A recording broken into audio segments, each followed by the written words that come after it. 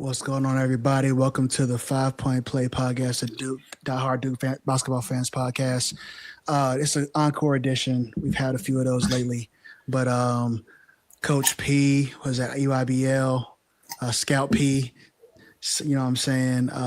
Over the last couple of days, we just wanted to kind of mention to you all some of the folks that have been linked to Duke in any form or fashion and kind of how they performed at EYBL. But first and foremost, Pops, how you feeling, man? How you doing? Tired as a motherfucker, man. I ain't even gonna lie. I believe it. In the gym all day the last few days, you know what I mean? In the gym, bro. Just watching basketball, bro. Just you know how it goes because you do the same thing I do. So when you go in the gym, bro, like you in there, you locked in. Then you got everybody trying to talk to you, and you like, bro, shut the hell up. I'm trying to watch the game. You know what I'm saying? Trying to watch the game. Yeah. Well, you're definitely more well known than I am. So most of the time when I get a chance to scout, I'm kind of incognito, so I can kind of do my thing. But I definitely understand it. This one, I mean, we're definitely not going to be super long, but I did want to give you an opportunity to kind of let us know of the folks that Duke might have been linked to, kind of moving forward. I know we've spent a lot of time on this podcast talking about the folks for next year, how the roster is going to look this coming season. But looking at 2027 folks, and they want to give you an opportunity to kind of tell us what you saw, tell us who impressed you and who Duke might be looking at or getting involved with going into the future. So the floor is yours, man. Yeah, man. It was what I tell you, 4 names? Was it 4 or 5 names? You gave us, let's see. We'll just go name by name. You just name somebody and I'll just give 5. You a rundown. Well, the first person I think a lot of Duke fans, either have seen or heard that Duke is going to be involved with is Colton Hiller. I know you gave a quick blurb on him on Twitter, but kind of expand on what you saw from Colton and maybe where you've seen him grow the most and what he might be able to provide the Blue Devils based on his performance there at EYBL this weekend. Yeah, so a few of these kids on the list that we'll talk about or whatever, you know what I'm saying? You know how, like, it's funny because I was chilling with my man. Shout out to my man, Mark Edwards, man. Well-known workout guy, man, NBA guy. Mm-hmm. And he's like, these kids just look like Duke players. You know what I'm saying? And I'm like, yeah, you know what I'm saying? Like, yeah, you got a good point there. You know what I'm saying? He said that about 3 cats, man. Cager, Colton, and Mason Collins. It was hilarious when he said it because, I mean, I wasn't thinking like that. But as soon as he said it, that's where my mind went. I said, yeah, he kind of right. You know what I'm saying? So it was crazy. But, nah. So tell me what that means. Tell me what that means. What did you see? So for me, that means, so I'll talk about Colton first, man. I mean, number 1 player in the 2028 class, bro. Like, he is a dog, man. So first saw him live. I saw him a lot last year live. This year is the first. This yesterday was the first time I saw him live this year in this past, like 8-9 months or whatever. And he made a lot of strides in his game, man. He's always been really good. Not like a flashy player or whatever, just fundamentally sound. He's got a lot more athletic since I saw him last time. He's about 6'6" already, maybe even bigger than that. What I like about him, he plays bigger than 6'6". He does, and he's really, really physical, man. As far as for a guard, he's really physical, bro. And you don't see that a lot. You know what I'm saying? You don't see that a lot. You see where the physicality comes in at. You see it more on the defensive side. I'm talking about on offense with the ball. Like, this kid is really, really physical. I mean, they're running plays for him to put him in position to, like, use his body to score. You know what I'm saying? Like, PSA did a great job, man, of just, they're play calling stuff for him and, just letting him play his game. I mean, overall, he's a pretty creative player already. He could shoot the shit out of the ball, bro. Like, it goes up, bro, and that's just it's going in. You know what I'm saying? It surprises you if he misses. Yeah, for real. And he got that one leg Dirk Nowitzki fadeaway joint, like what Luka and all them cats be doing. And I see why people, comp him to Luka because I can see it a lot. I see a lot of Luka in his game. I just think that, obviously Luka's like a better playmaker / passer. But as far as scoring the ball, man, that kid is the goods, man. And he ain't shying away from nothing. You know what I mean? He's a straight dog. You know what I mean? Straight dog. Like, he wants the ball.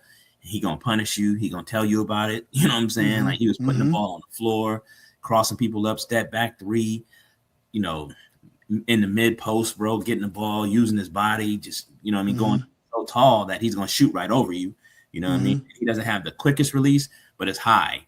And so you're not going to block it. You know what I mean? Yeah. So Yeah. with him, bro, like I can see it. Like it's very obvious when you watch his game, man. Like when you talk about ceiling, you talk about floor and everything, bro. Like his ceiling is crazy, bro. Like his talent is there, his confidence is there. He'd be out there just trying shit, bro, and that shit be working. You know what I'm saying? Like I'd be like, I know you didn't work on that. You know what I'm saying? Like, I know you didn't work on that. But you just straight up freestyled that shit, and it's crazy because it just works, man. Like he's so creative in what he do. And like I say, he's fundamentally sound, so he knows how to, you know what I mean? He's really good at using his body to create space. And, you know, once he gets that space, it's that little opening, bro, the ball's going up. And it's got a high probability to go in. And not to mention, man, he's playing on a very stacked team, too. Not that matters, but, you know what I mean? Because he is the one on that team. Well, I mean, that's the thing, though, Pablo. You know as well as I do, right? Especially when you're looking at, I think this is what I look at, right, when I evaluate players is it's easy to be the guy on a team that don't have nobody else. But especially if you're projecting that he's a high major tier 1 type of basketball player at Duke, no less, he's going to be playing with other pros, right? And so being able to shine and be able to do what he does and contribute, be productive at a high level with other talented players means a lot. Yeah, means a lot. Sure. And I mean, he just, you know, like I see why, you know, Shire started that relationship early and everything. I mean, he very, very, very fits the Duke mold for sure. Yeah. Into what they try to do as far as how he carries himself, how he plays the game, how he gets others involved and everything, you know what I mean? And he's not a bad like passer or anything by any stretch of the mean. But what he does is he leverages his shooting really, really well. Because, you know, when he catches the ball, for the most part, he is who he is. So guys are running at him already. But if it's like a clean look where it's almost like a 3-pointer, he's somewhat semi-open. I mean, they got 2-3 guys running at him, man. And he'll do some creative shit and just go by him. And he's really good at angles. He knows how to rip through, step through guys, you know, cross guys' bodies, you know, put them on his hip. And then he's, you know, in that space and he's exploding up. He'll dunk on you too. You know what I'm saying? Like he'll straight dunk on you. So, I mean, the kid is like, he's a special talent, man. He really is a special talent, man.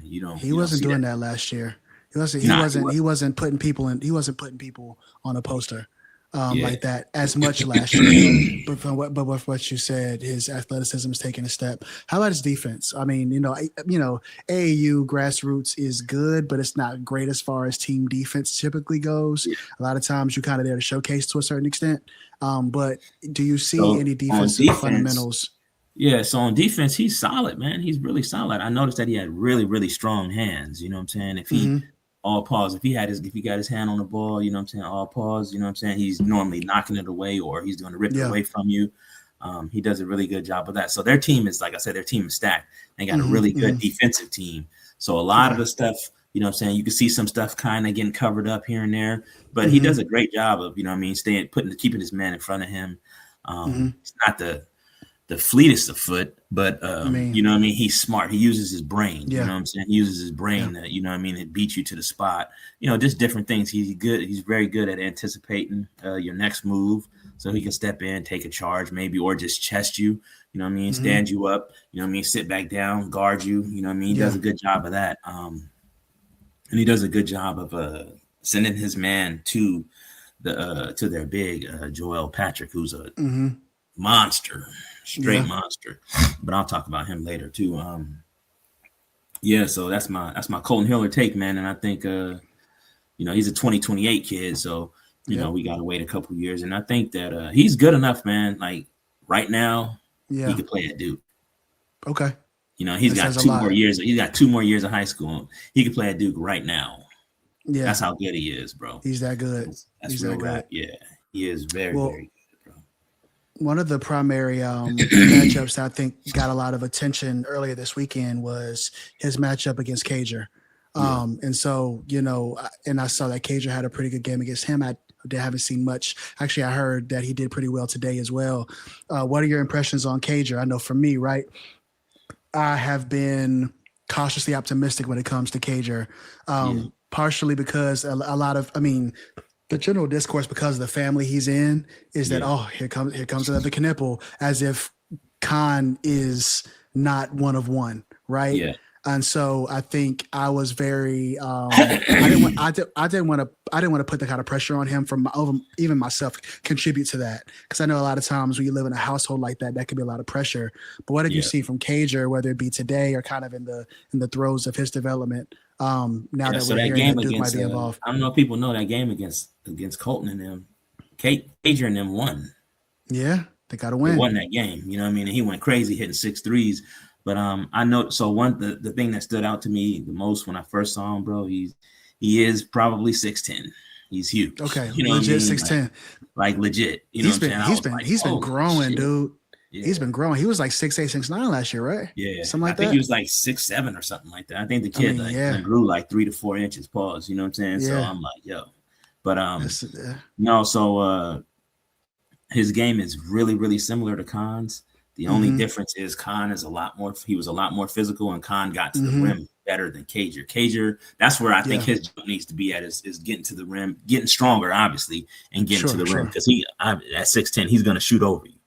He's going to shoot over you. There's nothing you can do about it. And like everything that he does before his jump shot is perfect. You know what I'm saying? I'm shot prep. Gather. You know what I mean? The shot preparation, everything, bro. Hands, eyes, everything. You know what I mean? The 1-2 step, man. You know what I'm saying? Even the 2 steps, boom, catch and shoot right away. I mean, the release, I mean, his form is great. You know what I mean?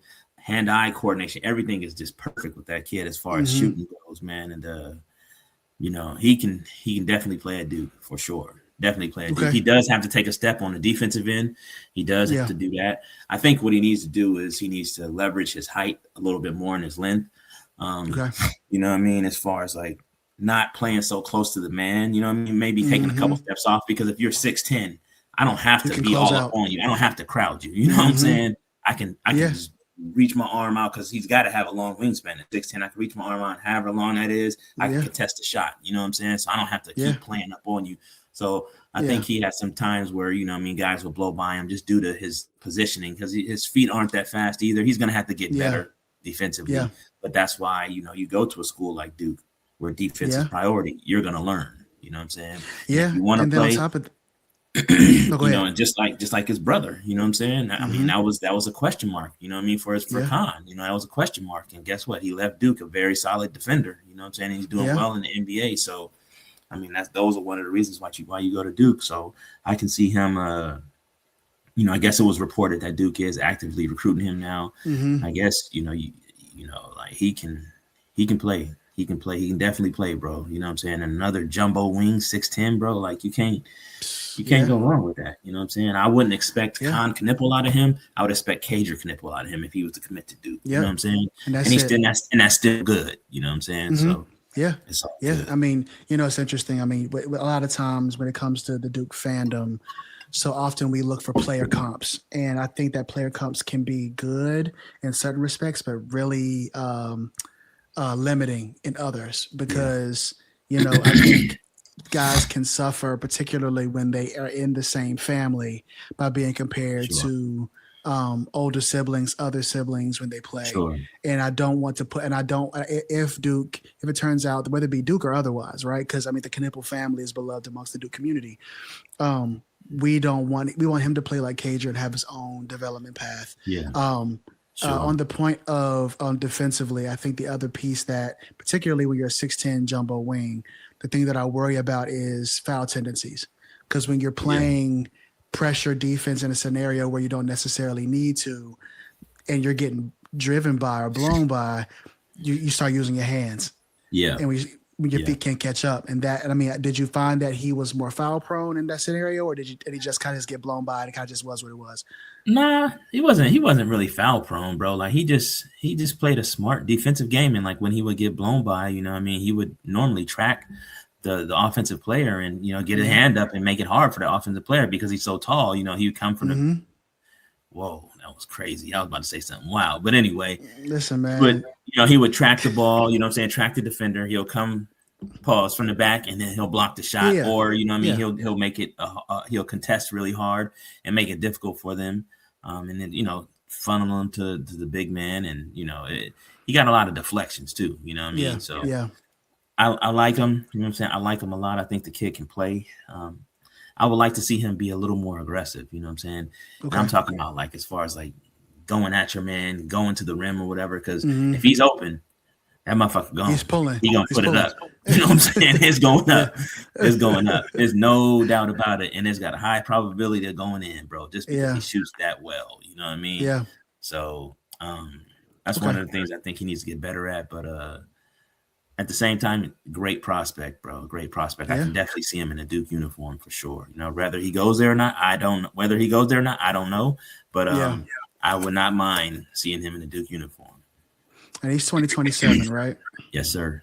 2027. Yeah. Okay. So if I'm looking at, I mean, at a certain point, we'll probably go on the roster outlook, right? Because in a world where Cam Williams may not be, I mean, it's obvious. I mean, it's been the conversation about this year's team is that John is still looking for a starting caliber stretch four type of basketball player for this year, which would then say that Cam doesn't have to necessarily take on the vast majority of the minutes at the four this year, which potentially, right? I mean, depending on how it goes, which potentially means that he could be back for a second year. Is someone like Cager someone that you would view like if it turns out that he does come to Duke? Is this somebody that you think could? Do you think Cam would kind of be whatever level of shoe-in you can get at Duke? Go at Duke, he doesn't guarantee anything, right? But you can kind of project out.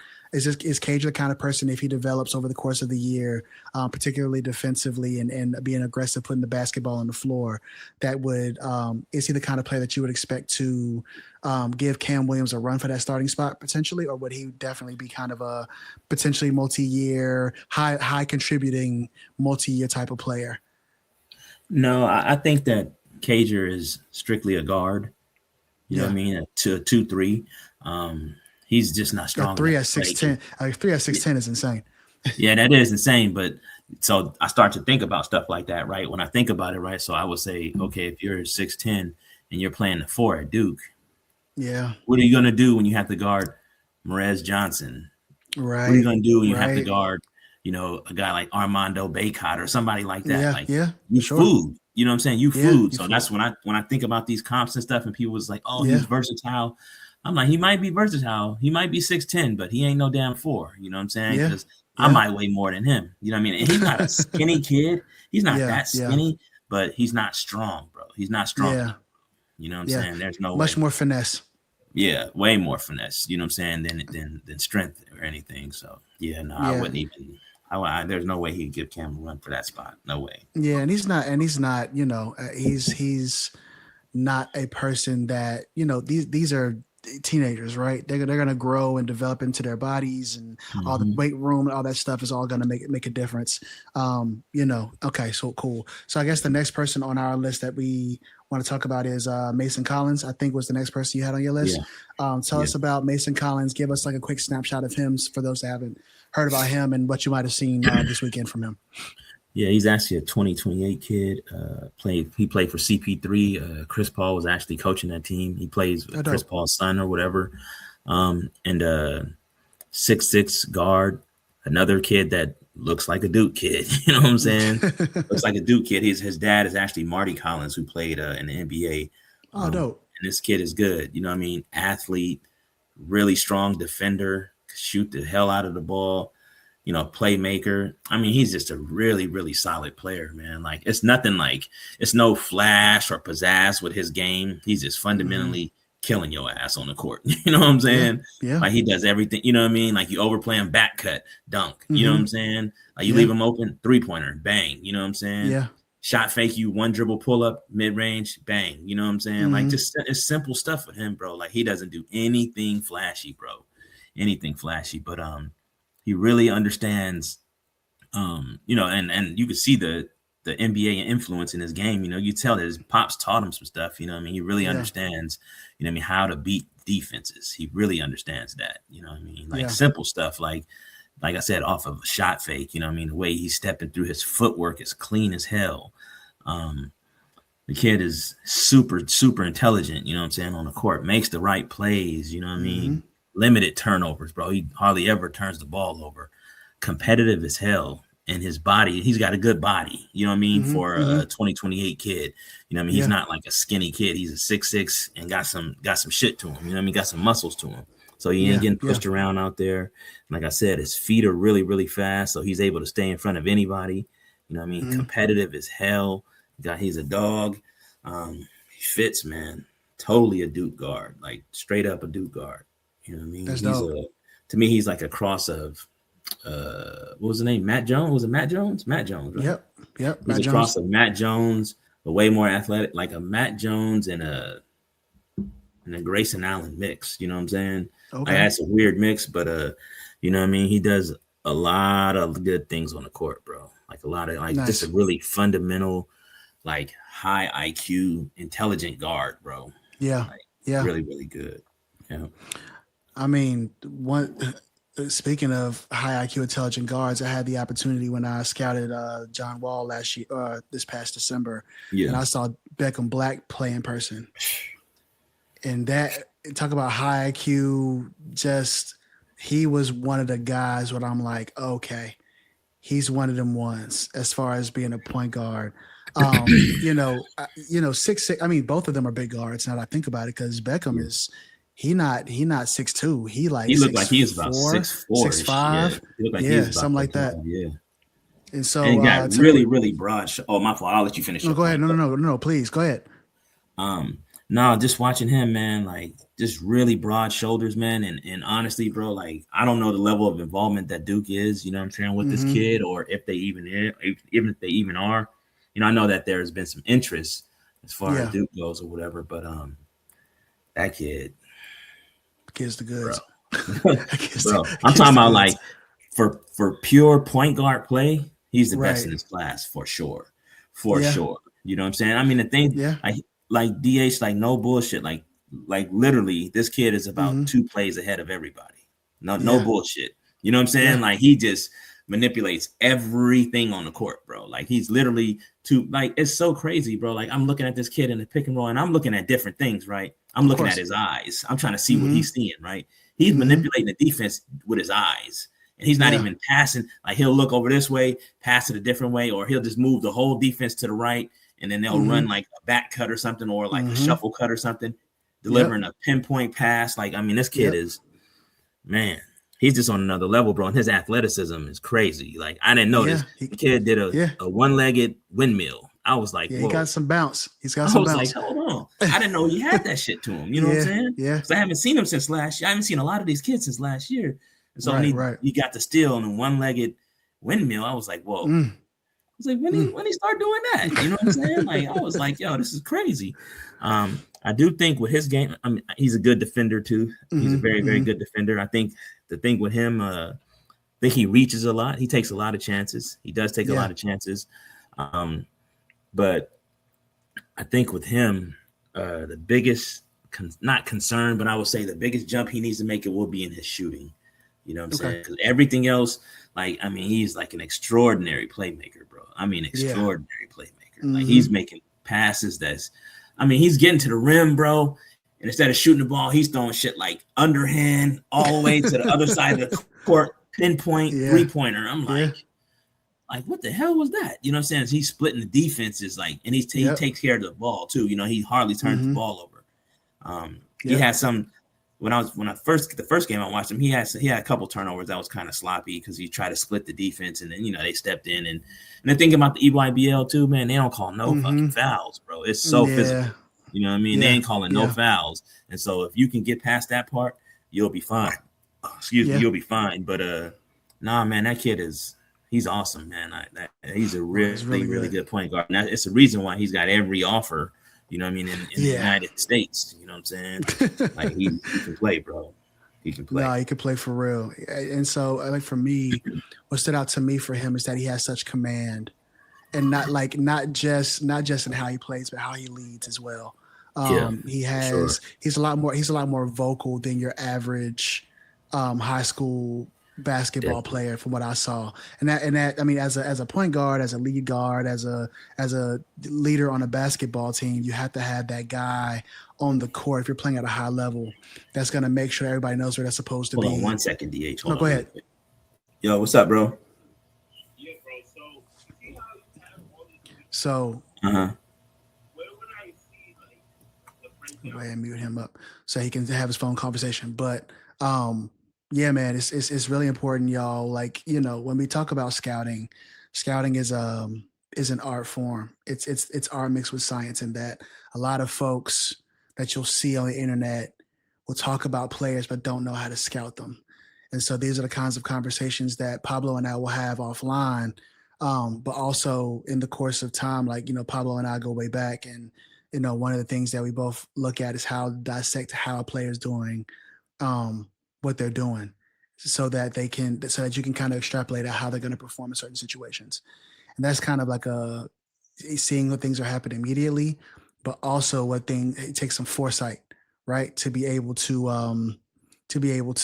understand what some of those things are and how that might translate, because you have to also understand that some of these things may not be present immediately. Some of those things you have to grow in. You know, freshman year is always a difficult thing to kind of navigate sometimes. And ultimately, for a player like Beckham Black, the dude is incredible.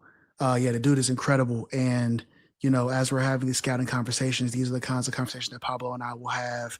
And that, you know, as we're doing our own jobs with our own in our own spaces, these are the kind of conversations that are necessary. These are the kinds of conversations that John and his team are having. And from an NBA perspective, the same thing. And even probably at a, you know, certainly higher than my level, above my pay grade. Pablo is a seasoned vet in this thing. But, you know, these are kinds of conversations that John and his staff are going to be having is, you know, when you're looking at a Beckham Black and how they're able to kind of apply not just how they perform at a Duke, but just in a general sense, how they perform in situations. Beckham is one of those guys that, I mean, yeah, like, you know, like Pablo was just alluding to before he got on this call, probably the shooting. I mean, I know when I saw him in Raleigh, he inconsistent on his jumper, right? But then again, he was so quick that he got to the rim at will. So he really didn't shoot a whole lot of jumpers. Like he had other guys on his team for that. And so, you know, he's definitely one of those guys that if Duke hasn't offered him or what have you, I mean, you know, John is one of those guys who, you know, is elite with regard to roster construction, as we're seeing this year, as we've seen for the last several years. And I'm sure that'll move forward. But Beckham is one of those guys that he's going to get, he has already, he'll continue to get super high major, you know, looks, SEC, Big 10, Big 12, immediate contribution type guys. You on mute, bro. You hear me now? Yep, you good. Oh yeah, nah, you're right though. He will get all those looks, man. I mean, every college in the world is gonna want him, bro. Like, straight up, shit. Because that kid is. I mean, it's just like some players go out there and play the position, and some players just, like you said, they just got command of the position. The whole like he's the type of dude that the ball is in his hands, right, and you feel great. You just like, don't worry. Everything is all right. You know what I'm saying? It's all good. Everybody else be where you're supposed to be. yeah, exactly. Hey, just do your job. All this right here, I got this. You know what I'm saying? I'm gonna make sure 100%. You're straight. So, and that's what I like about Beckham, man. And he's so like nonchalant with it too. He's not like a rah kid, bro. He just kind of like, all right, give me the ball. All right, I got it. Y'all good. Go ahead. Hey, do what y'all do. Do what we just talked about. Because I'm gonna get you the ball. First, I'm gonna make this defense go to the right. You're gonna come on shuffle cut, you know, floppy to the left. I'm gonna make sure you get an open shot. Like it's crazy. And then he just processes the game so quick. Like the defense will react to what he's doing, then he'll just counter it. You know what I mean? So that's why I'm just like, what can you do with this kid? You know what I'm saying? He's got like the ball on the string. He's countering what you're doing on defense. You know what I mean? You're countering what he's doing on offense. He's got to counter for your counter. You know what I mean? So instead of like the coach is going, you know what I mean, coach for shit, the coach is coaching against him, but he's also, you know what I mean, playing against the coach and all the other players on the court, and he's just outthinking them. You know what I mean? Like it's really crazy to see, bro. Like I don't even know if I'm explaining that right. That's how good he is. You know what I mean? Because it's crazy. Yeah, what I'm hearing you say is a lot of times when people will say that, I mean, they'll like, I think the person that you say has a counter to your counter, people will say it was Kyrie, right? And the reason they say it's Kyrie because they see him with the ball and with the basketball from a handle perspective. He has counters on counters on counters with a basketball in his hands with like flash and dribble. I think what Pablo is more so talking about is how he's thinking your counter. So if he splits a hard hedge or a double team, what do? You bring the low man up and it's coming from what side? Okay, cool. He notes that in his brain so that the next time it happens, because it will happen, because he's not overtly shifty, but he will get by you, and he has enough of a handle package to be able to get by the first layer of defense, be it a double team or the first guy. And so if you bring that same person up, he has already talked to the guy from the wing that says 45 cut when it happens. And I'm gonna get the ball's gonna be right on your numbers. You just go up for the dunk, right? That's what we're talking about. Thinking the game, the second step ahead, and adjusting to your adjustment, which is what but the best point guards and the best players do. That's what pros do, right? And and a lot of these guys that we're talking about, like a lot of these guys have pro families. Like, like Cager has Khan, Beckham has his older brother Anthony. We got a guy. Next guy we're gonna talk about is Marcus Spears Jr., who he was Pop's football player, right? Yeah, his pops is a professional Cowboys, athlete. Yeah, NFL. Yeah, so you have another professional athlete who, that all that stuff and how you work and how you think and how you prepare as a professional athlete. These guys are getting the next generation of.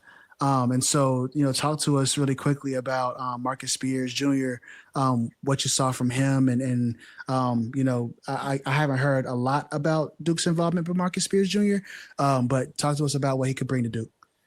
Yeah, I mean, that's to me, that's a kid that you have to get, you know what I'm saying? Because like with him, he's another kid that like when I'm describing it, bro, I don't even know if I'm describing it right because what I'm seeing, I'm trying to process the shit, you know what I'm saying? And it's not like, a lot of people think like from offensive perspective and everything. Yeah. But I'm talking about like, he really reminds me of Cooper Flagg impact wise.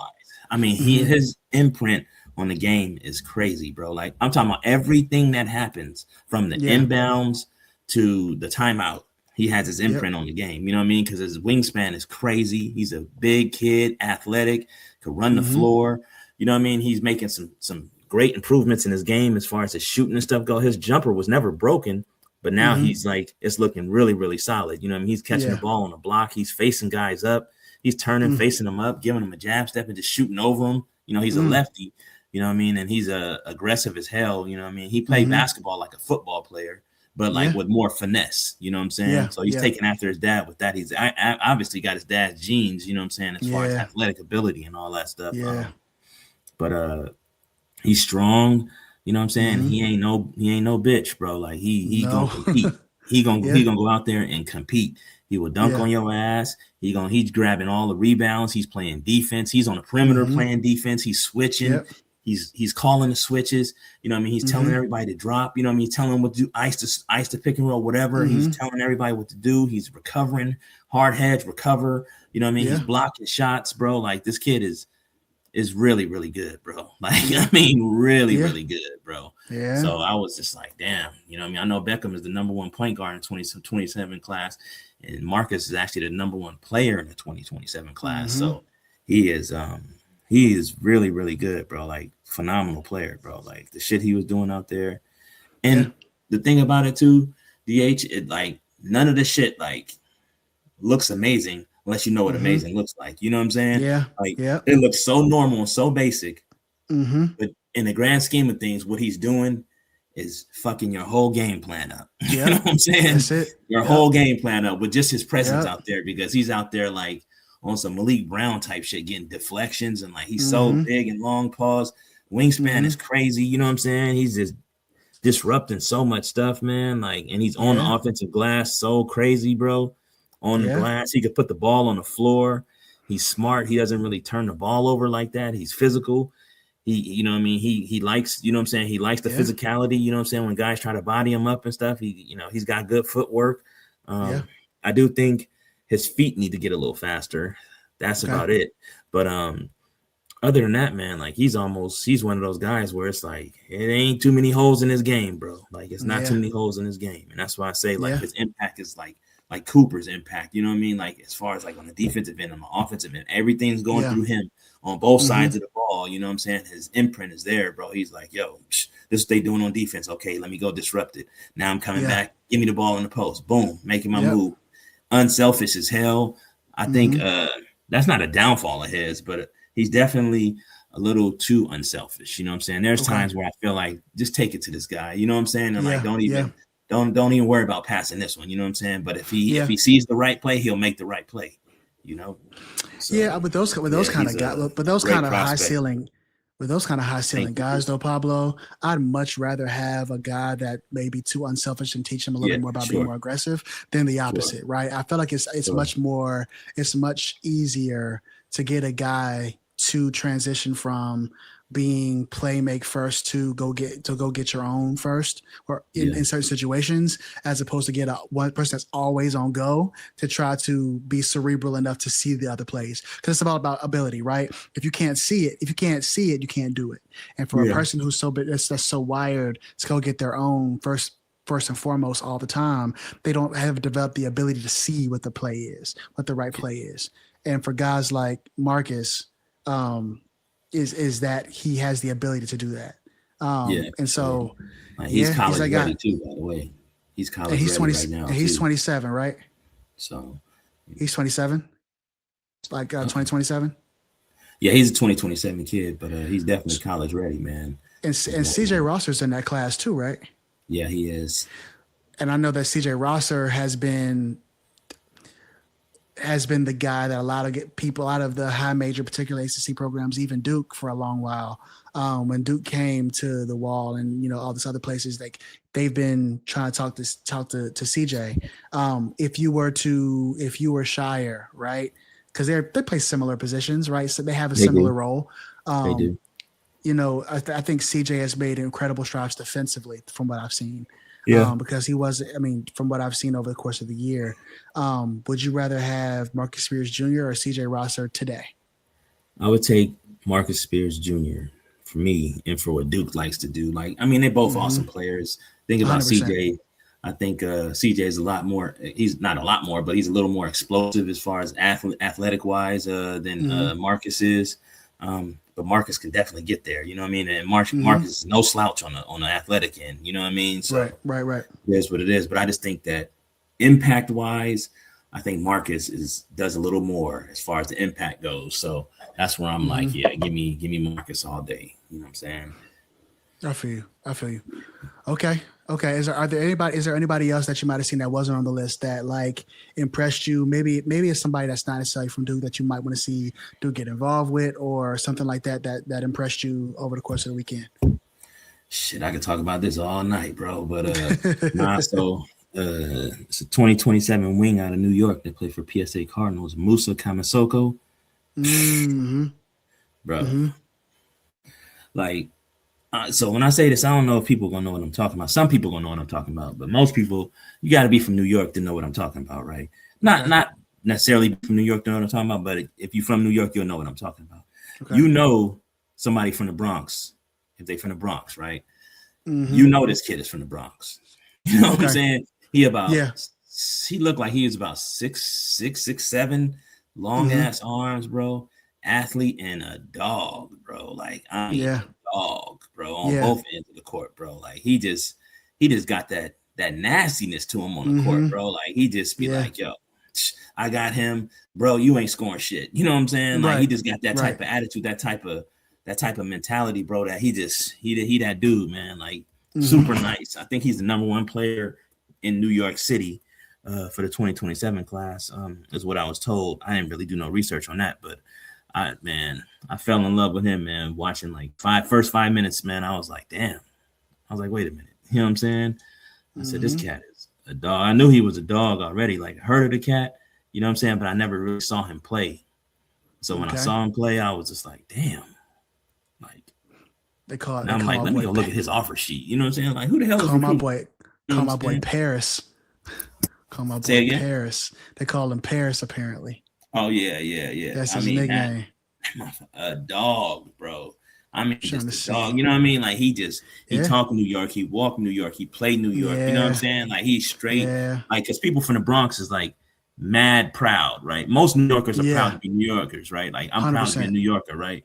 But like when you're from the Bronx or from Harlem, it's different, right? Like Harlem is more Yeah. like chill, laid back. Bronx is Yeah. more Harlem like is more. It's more swaggy and laid yeah, back and like. exactly. The Yeah. They Bronx is got more more. gritty. You know what I'm saying? Yeah. Like, bro, I wouldn't be surprised if he had to razor on him. You know what I'm saying? If he was out Right. there. Hey, bro, he was out there doing this. Bro, he was out there doing his thing, bro. Like, I mean, competing, bro. Like, he was out Let's there, bro. see. Like on a defensive end. I mean, he can super athlete, bro. Quick twitch.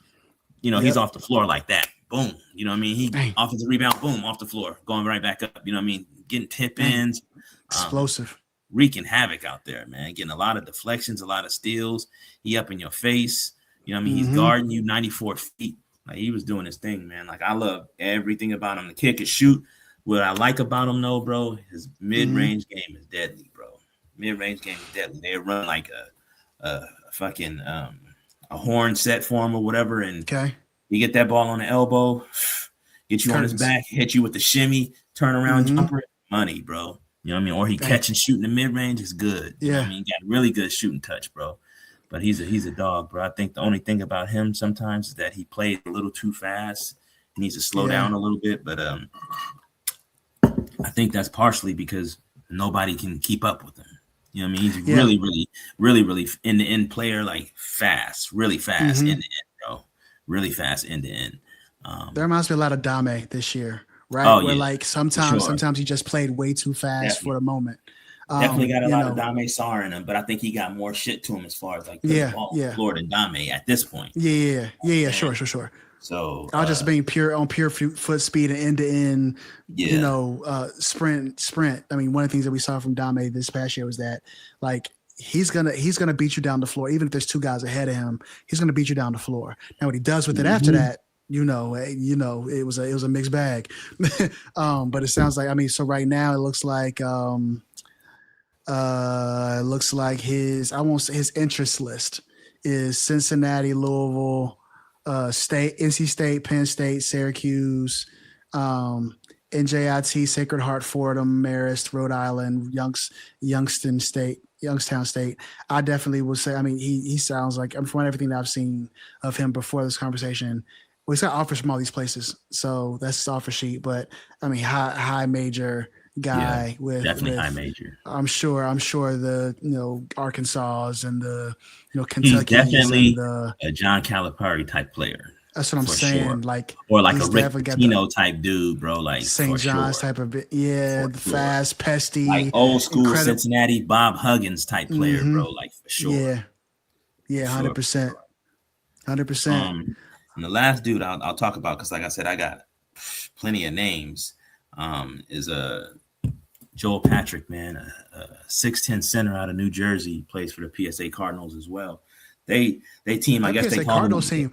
They call them Avengers. I guess they call them the Avengers because them boys got three guys. He like three guys tonight. Yeah. So Joel Patrick, man, like I said, 6'10" kid, African kid, lives in Jersey, goes to school in Jersey or whatever. I mean, he just cleaned everything up, bro. Like super duper fucking strong, athletic beast, bro. Like you can't move him, bro, off the block. Like broad shoulders, super like biceps, everything, bro. Is like swole as hell. You know what I'm saying? But he's an athlete. Rebounds the shit out of the ball, and he competes, bro. Like he competes, bro. He plays every game like he's starving. You know what I'm saying? Like you cannot keep this guy off the offensive glass. Like, and sometimes, he's getting fouls and stuff like that called because he's too strong for people and he's pushing them around, or he's jumping over their back. Might land on their neck or some shit like that. Like it is like he can go, bro. Like his motor is on, bro. Like his motor is on. That shit did not go off until the game is over. You know what I'm saying? Yeah. Like he is gonna if you play him, you're gonna feel it the next day. Pause. You know what I'm saying? You're gonna be sore as a motherfucker, bro. Like you're gonna be like, damn, what the hell happened?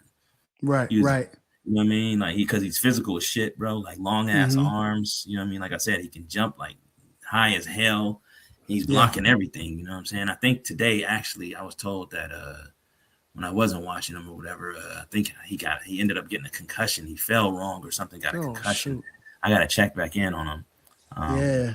But I know his guy really well, and he keeps me up to date on him and shit. So he's doing really good, man. Doing really good. I definitely would expect him to, crack those rankings when those rankings come out too. Like when they double back on those rankings, as far as like with big men and stuff, he's one of the best, bro, if not the best. You know what I'm saying? So yeah, man. Absolutely.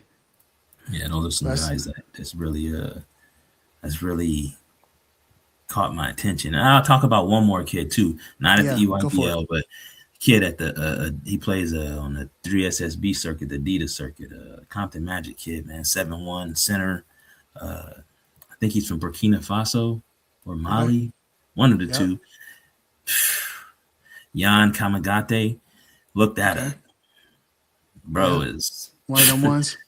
Man, what? Like, you ever see the highlight tapes on like Tyson Chandler? He's Tyson Chandler.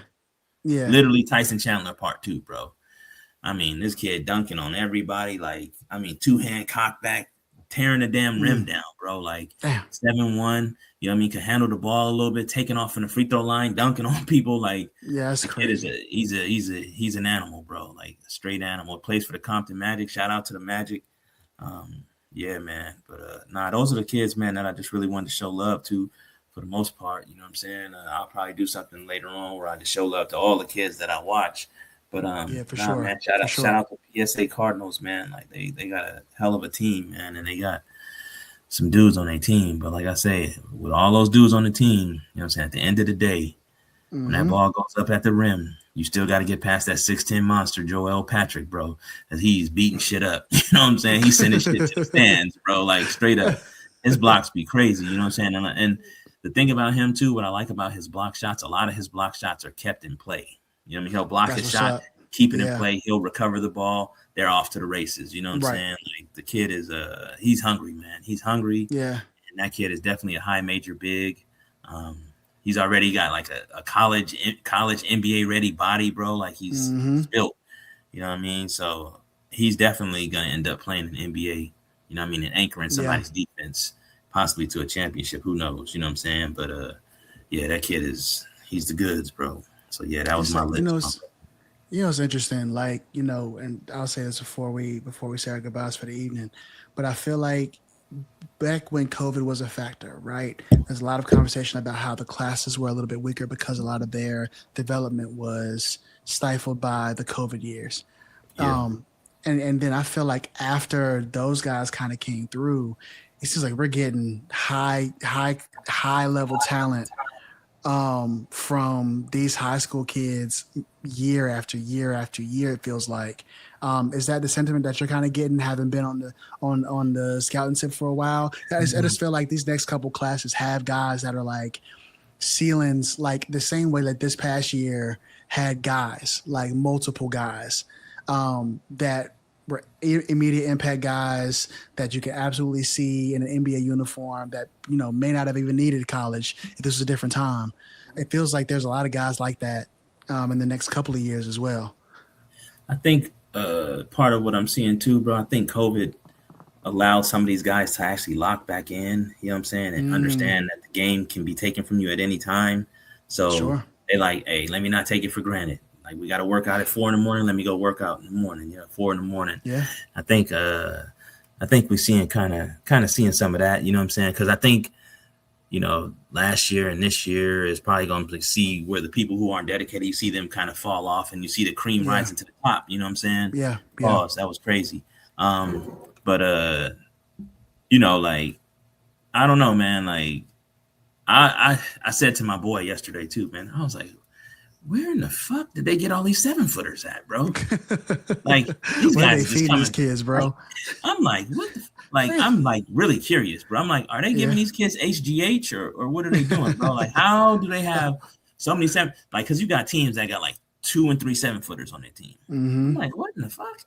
Like who is this kid? You know what I'm saying? Oh, you don't remember him, bro? He was only 6'4". I'm like, yeah, right. How the nigga 7'3"? Like, what? You know what I'm saying? Like, what is up with that? Right. You know what I'm saying? Like, that's crazy to me, bro. Like, but hey, I'm all for it, man. Because I want to see all these kids succeed, bro. I want to see them all succeed, man. I want to see them do well. And that's why I do what I do, man. And that's why I try to get the names out as much as possible. You know, a lot of people contact me about kids and like, hey, can you do me a favor, write on this kid or do this, do that? Yeah. I never say no. You know what I'm saying? Right. I don't care what level you're at, bro. Like, I'm gonna do my part. You know what I'm saying? I feel like that's what we got a job to do, so I'm gonna do it. You know what I'm saying? I feel like we are what's the word I'm looking for? Like, the obligation is for us. You know what I'm saying? As far as, you know, being scouts, so we got to do what we got to do, and you know, I'm gonna do my part. We don't have to, but you know, I just want to see everybody win, man. I want to see everybody. I mean, you're win. one of the good guys. I mean, you've And always been one of the. You know, a lot of my focus too, man, has been on African players too. You know, lately, like my last probably 4 or 5 articles have been on, you know, African players. You know what I mean? The diaspora, bro. I think it's really, it's really important. You know what I'm saying? Because I think that, you know, a lot of these guys are coming here, you know, after struggling in the countries that they're at or whatever, and they're leaving their families. Their families are struggling. These kids come over 100%. Here to a better life. You know what I'm saying? And they're like, hey, we trying to just, you know, do. And 99% of them, when I talk to them, are, hey, we just want to make it for our families. Yes, not make it for themselves. Not make it because I want to have money. I want to make it for my family. I want to make it for my village. I want to, you know, I want to do what's right. I want to give back to my people. 100%. I can't hate that, bro. I can't hate that. You know what I'm saying? So I'm all for that, bro. So whatever I can do, I'm gonna do. You know what I'm saying? But also, Pablo, I mean, also what we both have seen in our own ways is that this grassroots high school to college thing can be really nasty. Scouts, quote unquote, scouts included. And so, you know, I think it's important to recognize people that are trying to do it for the right reasons, try to be the good guys, try to move the needle for these people, these kids who just want to do well for themselves and their families. And so scouts like you, scouts, the people that you've kept around, that you've introduced me to, you know, in our own kind of offline life, like IRL in real life, being one of the good guys is I'm learning is fewer and further between than you like to think. And so we definitely have to thank you not only for being one of the good guys, but also sharing your wisdom with us at the 5 Point Play podcast. It's Encore edition, man. You got any last words before we sign off tonight? Just shout out to all the kids, man, competing, trying to go out there and live their dreams and, you know, make a better life, make a better way for themselves, and just keep going out there and competing, man. Shout out to all the kids I got a chance to talk to, all the coaches, you know, show love, all my boys I ran into. Hey, man, appreciate all y'all, man, and I'm gonna do what I gotta do to make sure everybody's good around here. So, shout out to y'all, man. Go Duke. Yes, indeed. Thank y'all for joining us for the Encore edition. We got much more content coming for y'all. You know, so stay tuned to 5 Point Play Pod. Follow us on social media, join the Patreon, join us on Discord, and well, keep the conversation going all summer. All right. Thank you, Pablo. Appreciate you, dog. Yes, sir. I'm gonna end it now.